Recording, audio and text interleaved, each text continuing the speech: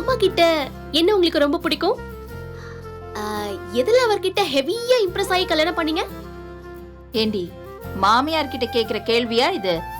ஏன் அத்தை, உங்க வீட்டுக்காரர்கிட்ட உங்களுக்கு என்ன பிடிக்கும்னு நான் வேற யார்கிட்ட கேட்க முடியும்? உங்ககிட்ட தானே அத்தை கேட்க முடியும். சும்மா சொல்லுங்க அத்தை.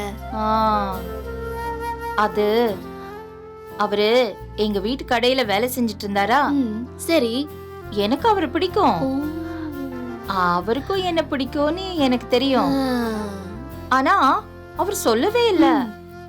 ஒரு நாள் வெக்கத்தை விட்டு நானே சொல்லிட்டேன். சொல்லிட்டேன்னா நேரடியா இல்ல, ஆனா சொன்னேன். ஆனா அதுக்கப்புறம் என்ன தெரியுமா? திருட்டுத்தனமா எனக்கு ஏதாவது ஒண்ணு வாங்கி தருவாரு.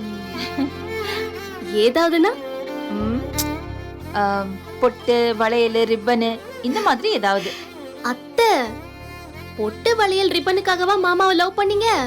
ஏய், உன் புருஷன் உனக்கு இதெல்லாம் வாங்கி கொடுத்திருக்கானா? இல்ல. அது கூட வாங்கி கொடுக்கல. நீ லவ் பண்ணல? அதெல்லாம் உனக்கு சொன்னா புரியாது. வாங்கி கொடுக்கற பொருள் சின்னதா இருந்தாலும் நமக்காக வாங்கி கொடுக்கறாங்கல்ல, அது தோணுது இல்ல, அதுல ஒரு சந்தோஷம். அந்த சந்தோஷத்துலதான் வீட்டை விட்டு வந்தீங்களாக்கும்.